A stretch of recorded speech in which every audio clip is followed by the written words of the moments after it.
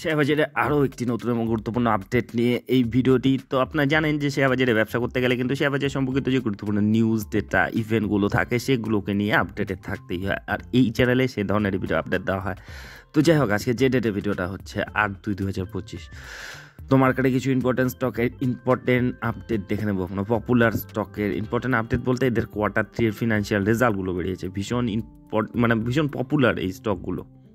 তো এই স্টকগুলো ফিনান্সিয়াল রেজাল্টগুলো দেখে নেবো, তার পরিপ্রেক্ষিতে মার্কেটে কীরকম রিয়াকশন দিয়েছে সেটাও দেখে নেব।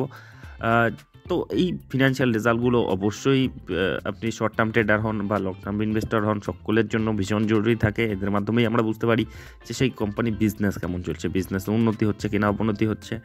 তো যাই হোক, যে দুটো কোম্পানির ফিনান্সিয়াল রেজাল্ট দেখে নেব, তার মধ্যে একটির ফিনান্সিয়াল রেজাল্ট গতকাল বেরিয়েছিল, মার্কেট চলাকালীন বেরিয়েছিল, তো সেটা রিয়াকশন দেখা গিয়েছে মার্কেটে।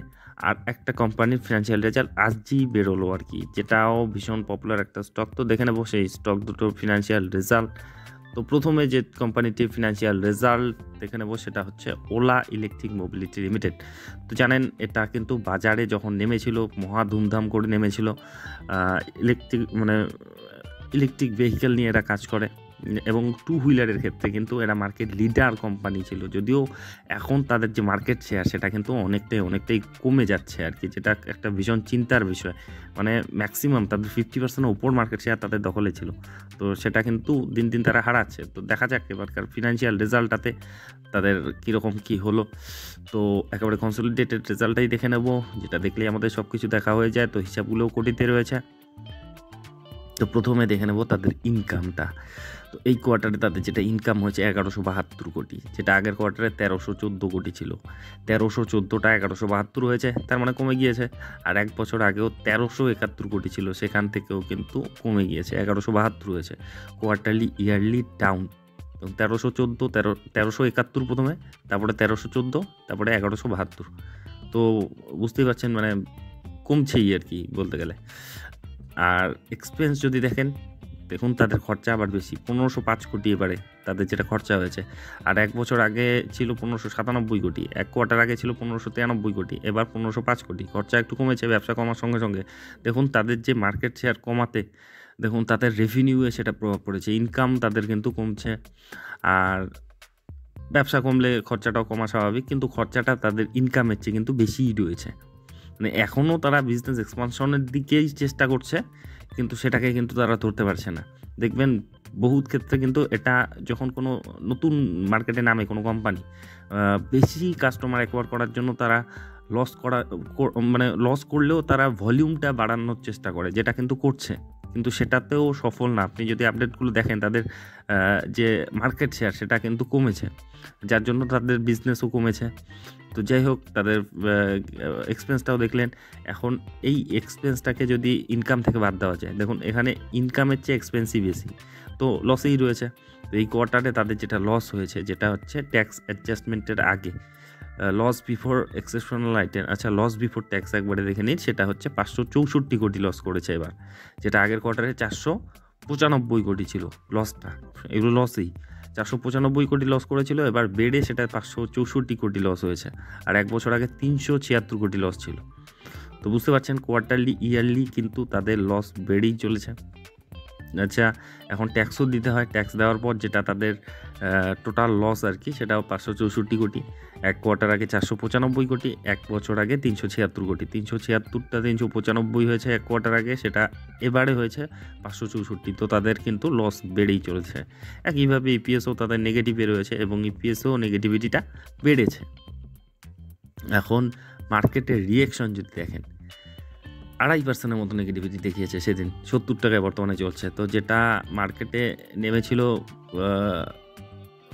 মানে যে দামে আর কি 90 টাকার আশেপাশে, সেখান থেকে প্রায় 133 টাকার হাই মেরেছে।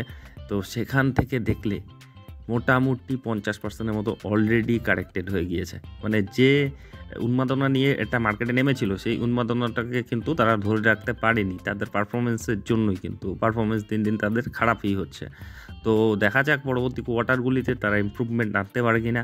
যদি না আনে তবে কিন্তু এর অবস্থা এরকমই থাকার সম্ভাবনাই বেশি রয়েছে। তো যাই হোক, এই গেল ওলা ইলেকট্রিক মোবিলিটি লিমিটেড। এর পরের যেটা স্টক দেখে নেব সেটা আর এক পপুলার স্টক এবং ছোট ধরনের স্টক, ছোট বলতে ছোট মিড ক্যাপ ধরনের কিন্তু বাড়ন্ত স্টক, ফিউচার ওরিয়েন্টেড এদেরও বিজনেস। তো যেটা হচ্ছে এফএল ইন্ডিয়া লিমিটেড। তো এফএল ইন্ডিয়া লিমিটেডের এটারও দেখে নেব এর কোয়ার্টারলি রেজাল্টটা। এখানে হিসাবগুলো কিসে রয়েছে, মিলিয়নে রয়েছে, আমি কোটিতে হিসাব করে বলবো। তো এই কোয়ার্টারে তাদের যেটা ইনকাম হয়েছে 622 কোটি, যেটা আগের কোয়ার্টারে ছিল 571 কোটি। 571টা 622 হয়েছে, বেড়েছে।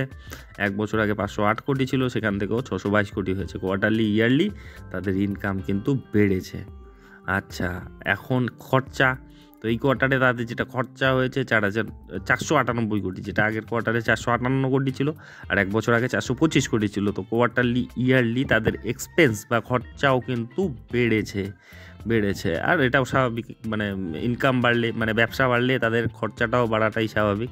এখন এই খরচাটাকে ইনকাম থেকে বাদ দিলে যেটা থাকে সেটা হচ্ছে প্রফিট বা লস। তো এখানে তাদের খরচার চেয়ে ইনকাম বেশি রয়েছে, তো প্রফিটেই রয়েছে। তো এই কোয়ার্টারে তাদের যেটা প্রফিট বিফোর ট্যাক্স আর কি, পিবিটি, যেটা হচ্ছে 123 কোটি, যেটা আগের কোয়ার্টারে ছিল 113 কোটি। 113টা 123 হয়েছে, আর এক বছর আগে 833 কোটি ছিল, 833টা 123 হয়েছে। তো কোয়ার্টারলি ইয়ারলি ইমপ্রুভমেন্টটি দেখিয়েছে, এবং যেটা তাদের মানে এভারেজ পারফরমেন্স সেটা কিন্তু তারা অব্যাহত রেখেছে আর কি। তো এবারে ট্যাক্স দিতে হয়, ট্যাক্স দেওয়ার পর যেটা তারা ঘরে ঢুকিয়েছে সেটা হচ্ছে net profit for the period 100 কোটি, যেটা 91 কোটি ছিল এক বছর আগে। আর এক কোয়ার্টার আগে 91 কোটি ছিল, এবার 100 কোটি হয়েছে। আর এক বছর আগে 76 কোটি ছিল, সেটা 100 কোটি হয়েছে। তো কোয়ার্টারলি ইয়ারলি বেড়েছে, এবং এবার 3 ডিজিটে তারা কিন্তু প্রফিটেবিলিটি তাদের দেখিয়েছে আর কি। একইভাবে ইপিএসও প্রভাব পড়েছে, ইপিএসও একই সিকোয়েন্সে বেড়েছে। দেখুন, এক বছর আগে 5.72 ছিল, সেটা 7.15 হয়েছে। এক কোয়ার্টার আগে 6.56 ছিল, সেটা বেড়ে 7.15 হয়েছে। তো কোয়ার্টারলি ইয়ারলি কিন্তু বেড়েইছে। আচ্ছা, এখন দেখা যাক এর রিয়াকশন। আচ্ছা, রিয়াকশন তো দেখা যাবে না, কারণ আজকে ফিনান্সিয়াল রেজাল্ট বেরিয়েছে। তো রিয়াকশনটা কিন্তু আগামী সোমবার আর কি বোঝা যাবে মার্কেটের প্রথম ট্রেডিং সেশনে। তো যাই হোক, এর আগের দিনও মোটামুটি পজিটিভিটি দেখিয়েছে সামান্য হলেও। রিসেন্ট পারফরমেন্স দেখলে গত 5 দিনে 8%-এর মতো দুর্দান্ত রিটার্ন, গত এক মাসে একটু নেগেটিভ রয়েছে, গত 6 মাসের হিসাবেও পজিটিভই রয়েছে, এক বছর 43%। আর যখন থেকে হোল্ড করে রয়েছেন আর কি, প্রথম থেকে 590% রিটার্নে বসে রয়েছেন। মানে একটু তো মানে বহুত দিন কিন্তু এটা কনসলিডেশন ফেজের মধ্যে ছিল। তো সেই কনসলিডেশন ফেজটাকে কিন্তু অতিক্রান্ত করেছে, কিন্তু তারপরে ওভারঅল মার্কেট আমাদের নেগেটিভ সেন্টিমেন্ট দিয়ে চলছে। মানে এরকম মুহূর্তে বড় র্যালি আসার সম্ভাবনা যদিও কম, তবুও এদের ফিনান্সিয়াল রেজাল্টটা কিন্তু ঠিকঠাকই এসেছে। তবে এতটাই মানে জোরদার আসেনি যে তার জন্য বড় সড়ো গতি আসার সম্ভাবনা রয়েছে বলে আমার যেটা মনে হয়, যে সেরকম গতি আসার সম্ভাবনা কম রয়েছে। কিন্তু এখান থেকে ভাঙারও কিন্তু সম্ভাবনা খুবই কম রয়েছে, যেটা আমার ব্যক্তিগতভাবে মানে এর ফিনান্সিয়াল রেজাল্ট দেখে মনে হলো। তো যাই হোক, আপনাদের কি মনে হয় অবশ্যই কমেন্ট বক্সে লিখে জানাবেন। আর এই দুটো কোম্পানি ফিনান্সিয়াল রেজাল্টের আপডেট নিয়ে এই ভিডিওটা ছিল। তো এই ধরনের ভিডিও যদি আপনাদের উপকার লেগে থাকে তবে অবশ্যই চ্যানেলটি সাবস্ক্রাইব করে রাখবেন। আর একটা বিষয় অবশ্যই, এগুলোকে কভার করার সময় পজিটিভ বা নেগেটিভ কথাবার্তা বলা হয়, তাই বলে এগুলো কোনো ধরনের বা ইনভেস্টমেন্ট রিকমেন্ডেশন নয়। এগুলো জাস্ট ইনফরমেশন প্রোভাইডের উদ্দেশ্যেই থাকে, এগুলো স্টাডি পারপাসে থাকে। আপনি যখন ইনভেস্টমেন্ট বা ট্রেডিং করতে যাবেন, আরও ডিপলি অ্যানালাইসিস করবেন, আপনার ফিনান্সিয়াল অ্যাডভাইজারের উপদেশ নেবেন, আর অবশ্যই রিস্ক ম্যানেজমেন্ট ঠিকঠাক রেখে তবেই কিন্তু ইনভেস্টমেন্টের কথা ভাববেন। আর আপনাদের কি মতামত এদের ফিনান্সিয়াল রেজাল্ট সম্বন্ধে অবশ্যই কমেন্ট বক্সে লিখে জানাবেন। তো যাই হোক, ভিডিওটি শেষ পর্যন্ত দেখার জন্য ধন্যবাদ।